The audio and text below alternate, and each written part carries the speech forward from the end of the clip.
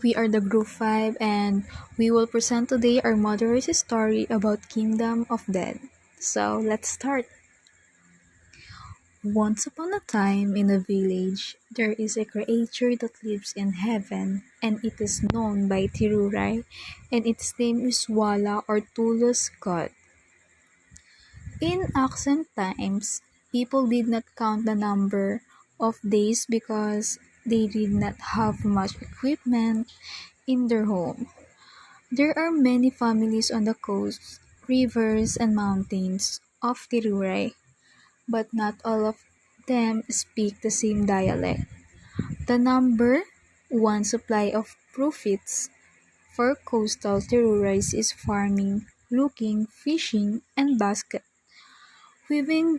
The ones dwelling within inside the mountains interact in dry discipline agriculture, supplemented with the aid of using looking and the collections of woodland products. Countless ages ago, there was no land throughout the earth. There have been only the sky and therefore the sea. Long ago in heaven, there was a being known to the Tirurais as Swala, or Tulus God. Swala had a sister who lived in Bongo, the dominion of the dead.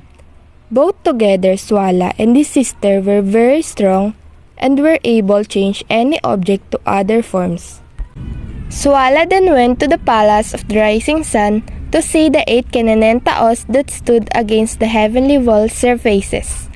The 8 Cananentaos had existed since the beginning of the time they made of the pit of a particularly hard wood.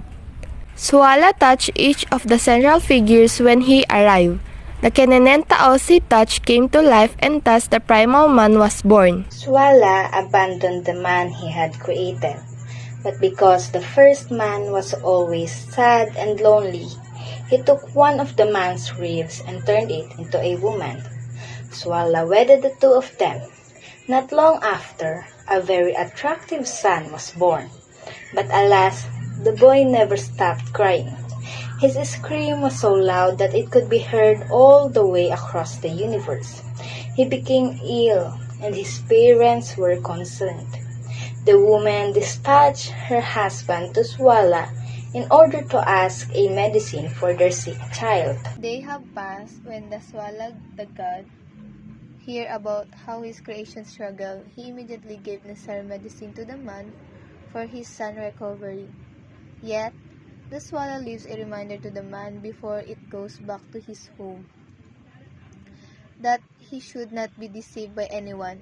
While the boy is on his way home, someone came to him. A guy is wearing a magician cap, a black hoodie with a painted face like Joker. "What is in your hand, bro?"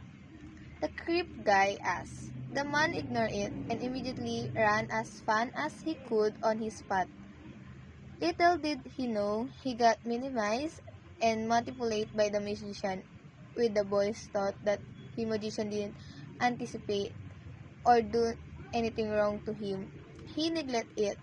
As he went home, he gladly met his wife and sick son with the prototype medicine. After taking medication, he got hypnotized and experienced headache. He got poisoned, and minute later, the boy died. The parents have cried in agony and doubtful emotions. The wife begged his husband to go to the swallow and ask for a better burial place for their dead son. The swallow asked, "Where is the medication that I gave you? It might be taken away by someone," he countered. The man answered, I think I knew that someone you're talking about is my sister again, right? Asked Wala to Man. I don't think so, Man answered. We need to look anything just to know who someone you're talking about. The man and Swala is review the CCTV. I knew it. It's my sister again and again. She's being envious my work again. Call my 4 brothers now, Swala shouting. The 4 brothers named Mental, Michael, Mintlafis, and Osman Ali. They arrived just to order in the funeral for the dead boy. The four brothers of Swallow just go to the funeral places for the boy that he gave a comfortable dead place. When they arrive, Swallow as their mission and Swallow fixing the boy who did. In the morning, Swallow is looking the location and Swallow went to Colina, the center of the world. After planting the dead part of the dead boy, they burned the different parts of the body of Mentalalan. Various food crops grew. The first corn grew for the teeth of Mentalalan. From the novel The First Rice Sprouted, the hand grew as a first banana trees. God is really loving and wonderful being. Swala's sister, Sinunggol, was so jealous of her brother's unique work. She threw her mighty comb, which became the first pig that destroys the food crop. She would also spit her betel nut that she was chewing. The betel nut furthermore became the rats that would eat everything, bananas, rice, and all the other crops. Till this day forward, rats would always eat our food and destroy things. People says that if Sinunggol wasn't jealous, we should have been immortals. We wouldn't be hungry because of our unlimited supplies of crops and food. All of the blessings that Swala gave us was changed and modified by her sister Sinunggol.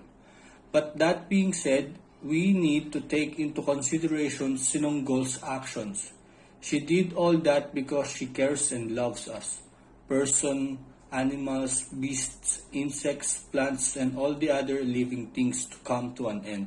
For us to come on his humble abode at Bongo, the well-known kingdom of the dead. Myths and legends are the universal language of people. We need to hear, to tell, to retell, and to create these stories. They help us to understand the unexplainable, to explain the unknowable, and to caution others about the unimaginable. Folklore, as we know, it is a form of literature that legendary in the sense that it was written a long time ago. Folktales allow students to experience one of the ways a society develops a sense of moral behavior in its children. A folktale is an old story that's been told again and again, often for generations.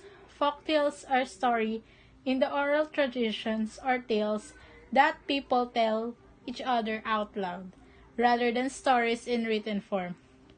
They're closely related to many storytelling traditions, including fables, myths, and fairy tales.